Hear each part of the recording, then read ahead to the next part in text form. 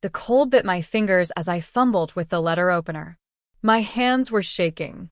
Not from the cold outside, though it was a brutal January, but from the dread pooling in my stomach. This envelope, it looked official. Thick paper, a window showing my name, but an address I didn't recognize, one I'd never lived at. It wasn't the usual junk mail or bill. This felt heavy. Final. I slit the top, the paper resisting slightly, a small tear echoing the one already ripped through the calm surface of my life. Inside, more thick paper, printed in a stark, impersonal font. My eyes scanned the first paragraph, then froze. My name, followed by a large, impossible number. Followed by the words default notice and secured loan. Secured by what? Not our house, not my car. We didn't have a joint loan like that. My breath hitched. My eyes darted to the signature line. A name I knew intimately. My husband's. Underneath, another signature. My name. In handwriting that was close, but not mine. Not quite. The world outside the window blurred. The January light, sharp and unforgiving, seemed to drain away. Only the stark white of the paper remained, screaming accusation. It wasn't a mistake. This was real. And it was me. It was him. It was us. And it was falling apart. Let me know where you're watching from and what time it is. And if you haven't already, please subscribe. It helps me more than you know. Before that moment, life was comfortable, predictable. We had our routines. He had his business, a consulting firm, niche, profitable enough, or so I thought. Long hours, travel sometimes, but he was building something, wasn't he? He'd talk about growth, scaling up, investments. I listened, nodded, maybe asked a question or two, but the details were his world. My world was different, quieter. My own work, stable, less flashy, but mine. Our finances were mostly separate. We had a joint account for household bills, but our savings, our individual incomes, his business accounts, they were distinct. It made sense. We were partners in life, independent in work. Trust was the unspoken foundation. He handled his business, I handled mine. Simple. Clean. Or so I believed. Our evenings were spent side by side.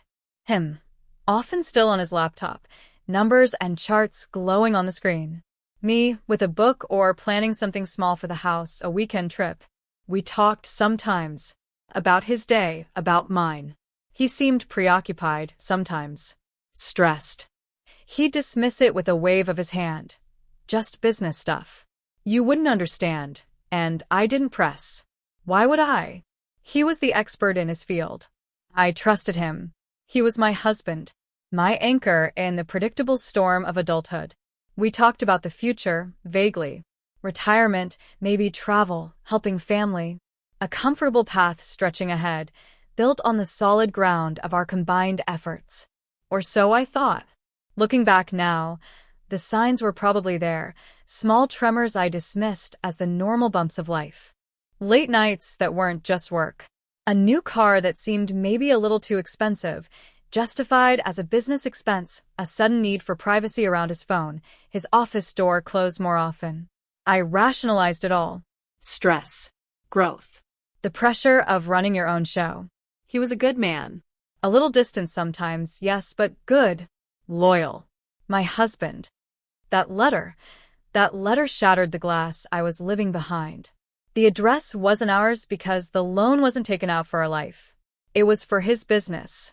And my name was on it. Not just as a formality, but as the primary borrower. The number, it was staggering. More than I earned in 5 years. More than we had in joint savings. It was a mountain of debt I didn't know existed, signed for with a ghost hand using my identity. The secured part, that was the chilling detail. What collateral had he used? Something valuable enough to back that sum. And, if he defaulted, I would be the one they came after. My blood ran cold. I remember walking to his office, the one corner of the house that was strictly his domain. The door was closed. Always closed now, it seemed. I knocked. No answer. I knocked again, harder. Daniel? Are you in there? A rustle, a shuffling sound, then silence. I pushed the door open slowly. He was sitting at his desk, papers scattered, face pale, eyes wide like a cornered animal. The air in the room felt thick, stale, like secrets had been trapped there for months. I held up the letter, my hand still trembling. "What is this?" My voice was a low whisper, barely audible. He stared at the letter, then at me. His face crumpled. It wasn't the look of a man caught in a mistake. It was the look of a man whose carefully constructed facade had just been hit by a wrecking ball. He didn't deny it. Couldn't. It was right there. My name. His signature. The impossible debt. He started talking, a rush of panicked words tumbling out. Business troubles. A bad investment. A bridge loan he needed quickly. Couldn't get it through his own accounts. Needed a co-signer. Just for a little while. He was going to pay it back. It was under control. He swore it was under control. Lies. Piled upon lies. Each word he spoke felt like another betrayal, another brick in the wall he'd built between us. Co-signer? He hadn't asked. He'd used my name. Forged my signature. The shaking in my hands turned into a tremor that ran through my entire body. This wasn't a mistake. This was calculated deception. This was a deliberate act of putting my financial future, my security, my very identity on the line, without my knowledge, without my consent. The first attempts to deal with it were rooted in a desperate hope that this was just a terrible misunderstanding, that the man I married wasn't this person. I called the bank listed on the letter. Their response was swift, professional, and utterly devastating. Yes, the loan existed. Yes, it was in my name. Yes, it was secured by a lien on his business assets, a significant portion of them. And yes, it was in default. The amount owed was accurate. My protests, my claims of forgery, were met with polite but firm statements about contractual obligations and signed agreements. They had a document with my apparent signature. To them, I was liable. I confronted Daniel again. This time, the pleading facade cracked. He became defensive. Accusatory. You don't understand business. This was the only way. You weren't using your credit anyway. It was a temporary measure. He even tried to blame me. If I hadn't been so conservative with money, if I'd been more supportive of his risks, maybe he wouldn't have had to do this. The gaslighting was thick, suffocating. He painted himself as the victim of circumstance, a brilliant businessman hampered by a cautious wife. He twisted everything we were into a justification for his crime. Crime. The word felt too big, too cold, but that's what it was. Forgery. Fraud. Theft of identity. My initial efforts were chaotic. I was drowning in fear and anger. I pulled my credit reports. There wasn't just one loan. There were others. Smaller ones. Credit lines. All in my name. Linked to addresses I'd never lived at or old addresses I'd long forgotten, carefully hidden from our current shared life. He'd been systematically building a secret financial life using my identity as the scaffolding. The scale of it was breathtaking, in the worst possible way. My credit score, once pristine, had plummeted. Accounts were delinquent. Collection notices were starting to appear, hidden in the mail or sent electronically to email addresses I didn't regularly check, email addresses he had access to. Every discovery chipped away another piece of the man I thought I knew. The shared history, the laughter, the quiet moments of connection. Were they all lies? Or had he changed? When did the mask slip, revealing this stranger capable of such calculated cruelty? I felt utterly alone. Talking to friends or family felt impossible. How do you explain that your husband of 10 years has stolen your financial identity and potentially ruined you? The shame was a heavy cloak. The banks were unhelpful, seeing only the paperwork. Lawyers, the few initial consultations I could afford were disheartening. It was complex. Expensive. Proving forgery is difficult. He would deny it, of course. He had the resources of his business, legitimate or not, to fight. I felt trapped in a nightmare, watching my future being dismantled brick by brick, built into the foundation of his crumbling empire. The crisis deepened. The default notices escalated to threats of legal action. The debt collectors started calling, their voices cold, relentless.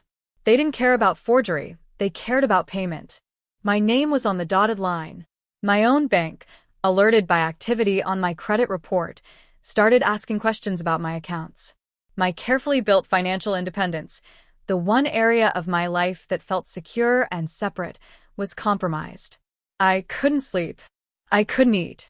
The world outside my immediate terror felt distant, unreal. Daniel became more erratic.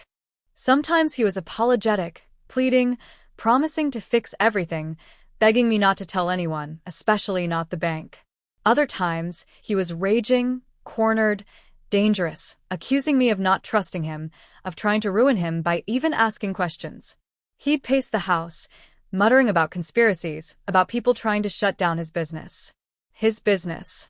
The source of all this poison.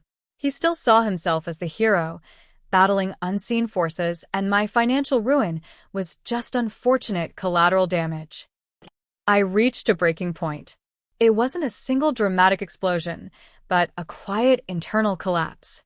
Sitting on the floor of our bedroom, surrounded by shredded paper I'd found in his office trash, more partial statements, bank logos I didn't recognize, I felt the last vestiges of hope drain away.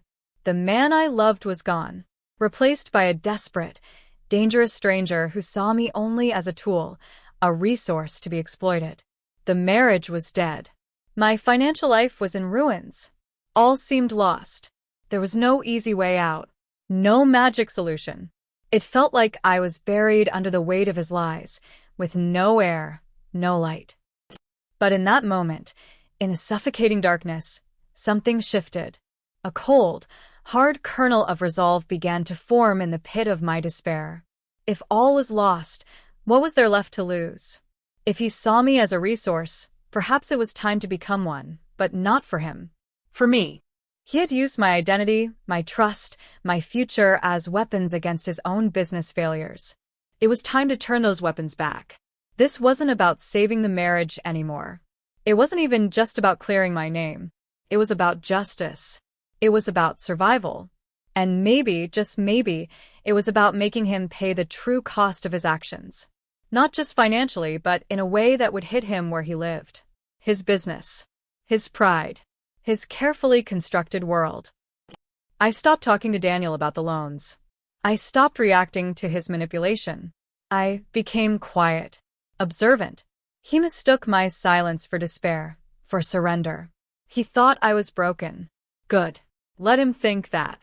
While he grew complacent, believing he'd weathered the worst of my reaction and could now focus on damage control for his business, I was quietly gathering information. My first step was finding a lawyer who specialized in financial fraud and domestic issues. Not easy on a shoestring budget with ruined credit. I sold some things. Borrowed a small amount from a trusted family member, explaining only that Daniel had created a significant financial problem I needed help untangling. I found Ms. Evans. She was sharp, no nonsense, and didn't flinch when I laid out the horrifying details. She explained the uphill battle of proving forgery, but saw other angles. The timing of the loans. His business's known troubles. The fact that the secured assets were his business assets, not our shared personal property. We began building the case. It was painstaking. We needed proof that he was the sole beneficiary of these loans, that they were for his business exclusively, and that my signature was not genuinely given. I started sifting through every piece of paper in his office I could find when he was out. Bank statements, his business ones, carefully hidden, loan documents, emails, even old voicemails. It felt like being a spy in my own home. I copied everything, sent it to Ms. Evans. We started interviewing people peripherally involved, former employees who'd mentioned the business struggling, a junior banker at his bank who handled some of his accounts, carefully through a third party anonymously at first. The deeper we dug, the clearer the picture became. Daniel's business hadn't just hit a rough patch. It had been bleeding money for over a year. He'd taken out the loans in my name to prop it up, funneling the money directly into his business accounts to cover operating costs, payroll, other debts. The secured loan wasn't just a bridge. It was secured by the most valuable tangible assets his business owned, specialized equipment, property leases he held. assets that, if seized, would cripple him entirely. He had bet my future on a losing hand, and the dealer was about to call the game. The turning point came when Ms. Evans discovered something critical. One of the smaller credit lines taken out in my name wasn't with a major bank, but a smaller, regional one. And Daniel, in his haste and arrogance, hadn't been as careful hiding the paper trail for this one. There was an email exchange between Daniel and the loan officer, discussing the application. And in that exchange, Daniel mentioned needing the funds quickly for a specific business project and explicitly stated the funds would be transferred immediately to his business account at a different bank. Crucially, he mentioned the need for speed and discretion, implying I wasn't involved. This email, while not ironclad proof of forgery, strongly suggested I was not aware of the loan's purpose or existence. It showed intent to deceive and a clear link between my loan and his failing business. Ms. Evans saw the opening. The secured loan, the big one, was with a large national bank. They were less likely to care about an email from a small regional outfit. But his primary business bank, the one receiving the funds from the loans in my name, they might be very interested. Banks have a vested interest in not being involved in fraud or handling funds derived from fraud. They also have rules about how loans are used, especially if they're secured by assets the bank might later need to seize. If his business bank could be convinced that the funds flowing into Daniel's accounts were potentially derived from fraudulent loans taken out in my name, and that these funds were being used to keep afloat a business whose assets were already pledged elsewhere to the secured loan in my name, it would raise massive red flags. It suggested potential money laundering, or at least severe financial instability and potential insolvency, built on fraud. The plan was risky. We wouldn't go after the secured loan bank first. We would go to Daniel's main business bank. We would present the evidence, the letters in my name, the forged-looking signatures, which we'd have a handwriting expert examine, the email linking my loan to his business. We would argue that the funds deposited into his business accounts from these loans were potentially fraudulent, putting the bank at risk. A bank doesn't want tainted money. More importantly, they don't want a client whose business is failing using potentially illegal means to stay afloat, especially if that client has other financial products with them. His business bank had lines of credit with him, payroll accounts, checking accounts. They were exposed. The plot twist wasn't just proving the forgery, which was still hard. It was using the evidence of fraud on me to trigger a crisis for him with his bank. We weren't just defending me against the loans. We were attacking his financial foundation using his own fraudulent actions as the leverage. We would make his business bank see him as a liability, a risk they needed to contain immediately. And the fastest way for a bank to contain a perceived risk like that? Freeze the accounts. The days leading up to the meeting with his business bank felt unreal. I was functioning on pure adrenaline and cold fury. I'd moved out of the house, quietly, taking only essentials. There was no point in staying. The trust was obliterated. The man was a stranger. He barely noticed my departure, too consumed with his own perceived troubles. He thought the storm was passing. He had no idea I was the storm. Ms. Evans set the meeting. Not with a junior officer this time, but with the bank's head of commercial lending and their legal counsel. We walked in, me in a suit that felt like ill-fitting armor, Ms. Evans calm and collected beside me, carrying a thick file. The room was sterile, imposing. Two stern faces across a polished table. They offered water. My mouth was dry, but I shook my head. Ms. Evans started, laying out the timeline, the discovery of the loans in my name, the amounts, the clear link to Daniel's business. She presented the handwriting expert's preliminary report, indicating the signatures were highly likely forged. Then came the email. Ms. Evans read the key lines aloud. The need for speed. The mention of the business project. The instruction to deposit into his business account. The request for discretion. The bank officials were silent. Their faces, initially neutral, became hard. They exchanged glances. This wasn't just a domestic dispute to them. This was about their exposure. Funds flowing into their bank, potentially obtained illegally. A client on shaky ground, hiding the true state of his finances, using fraudulent means to secure capital. A client whose business assets were already tied up as collateral for another massive debt, making them questionable as security for the lines of credit his bank had extended him. Ms. Evans didn't stop there. She explained the default notices on the large secured loan. She explained that the bank holding that loan was preparing to move on the business assets used as collateral. Assets Daniel had, presumably, told his bank were free and clear, or at least sufficient to cover their exposure. We showed them financial statements from Daniel's business, obtained through discovery and other means, indicating significant losses. The picture was clear. Daniel's business was failing. He was using fraudulent means to sustain it, and in doing so, he was creating a massive risk for anyone associated with his finances, including his primary business bank. The atmosphere in the room shifted palpably. The stern faces turned grave. The questions came, sharp, direct. Details about the amounts, the dates, the other smaller loans. I answered calmly, my voice steady, presenting the facts I knew. It wasn't an emotional plea.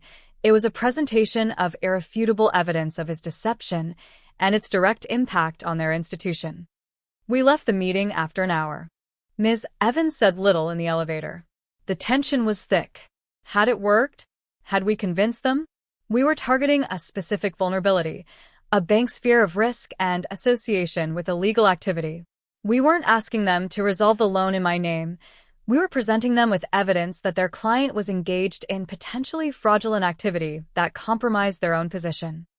The wait was agonizing. Days crawled by. Daniel, oblivious, continued his routine, occasionally sending me texts alternating between faux concern and veiled threats about the legal trouble I was causing him by digging into his affairs. He still thought he was in control, managing the fallout, that my quiet departure was just a temporary tantrum. He thought he'd minimized the damage. Then the call came. Not to me, initially. To Daniel. I wasn't there, but Ms. Evans heard about it, and later, others confirmed the details. Daniel was in a meeting, trying to finalize a deal he desperately needed, a deal that required a significant withdrawal or transfer from his primary business account. He authorized the transaction, and it was rejected. He tried again. Rejected. He called the bank. The manager was on the line. Daniel was informed, curtly, that his business accounts, checking, savings, lines of credit, were frozen, effective immediately, pending a full internal review. No withdrawals, no transfers, no payments. Locked. The collapse was swift, brutal. Without access to his operating funds, he couldn't pay suppliers, couldn't make payroll. Checks bounced. Deals fell apart. His business, already teetering, didn't just stumble. It crashed. The very next day, the bank holding the large secured loan in my name, alerted by his business bank's action and our previous inquiries, initiated proceedings to seize the assets Daniel had used as collateral. With his accounts frozen and his primary assets under threat, his business was finished. Over. The man who had built his world on lies and borrowed time, using my name as his currency, was financially ruined. Blindsided by a move he never saw coming, triggered not by my direct legal action against him for forgery, which would have been a long, messy fight, but by presenting evidence of his fraud to his own bank, turning his perceived strength, his business, into his fatal weakness. He had used his business structure to perpetrate the fraud against me, and I had used the rules and risks of that business structure to bring him down. He had thought the fight was over my debt. He hadn't realized I was going to fire the shot that sank his entire ship. The aftermath was quiet. The calls from debt collectors stopped, redirected by Ms. Evans to the banks now grappling with the situation. The secured loan was eventually resolved complicatedly. The bank holding it pursued Daniel and the business assets directly. Because we had shown his bank and the secured loan bank that the funds were used for his business, that he was the beneficiary, and that my signature was likely forged, the legal battle shifted. It was no longer primarily about me paying. It became about the banks fighting over the scraps of Daniel's failed business and about their claims against him for potential fraud. My name was still on the initial document, but my liability was significantly reduced, if not eliminated, because of the evidence we presented showing the fraudulent nature of the loan's purpose and procurement by Daniel. There were still legal battles, disentangling my finances from the mess he created, disputing the remaining smaller debts. It wasn't a clean cut, but the immediate, crushing weight of the massive secured loan was lifted from my shoulders. And Daniel faced the full, unvarnished consequences of his actions. Not just the business failure, but potential legal ramifications from the banks and other creditors who were now looking very closely at his activities. The man who had been so arrogant, so certain he could manipulate his way out of anything, collapsed under the weight of his own deceit when his carefully constructed financial world imploded. My emotional state was a complex landscape. There was relief, profound and shaky, like the ground after an earthquake. There was a cold, hard satisfaction in knowing I had fought back and won, not just survived, but actively dismantled the source of my destruction. But beneath that, there was an ache, a deep sadness for the years lost, for the trust broken beyond repair, for the future I thought I had. The man I married was gone, replaced by the image of a desperate liar I had ultimately brought down. It was a victory, yes, but one stained with the ashes of my past. Rebuilding my life is slow work, one statement at a time, one corrected credit report entry at a time. It's a constant reminder of what happened. The house was sold. The shared life dismantled, piece by painful piece. I live somewhere else now, smaller, quieter, safer. Trust is a word I use cautiously these days. The ground under my feet feels less solid, but it's my ground. He didn't just steal money or credit. He stole a sense of safety, a belief in shared reality. Getting that back is harder than clearing any debt. But I am rebuilding. Slowly. Carefully. Each small step forward feels like a deliberate act of defiance against the shadow of his betrayal. The fear is still there, a low hum beneath the surface, but it's mixed with a resilience I didn't know I possessed. I stared into the abyss he created, and I found the strength to climb out, using the very ropes he thought would ensnare me. If this story hit close to home, I'd love to hear your version. Drop a comment with where you're listening from and what time it is. Thanks for being here. Subscribing helps bring more of these to life.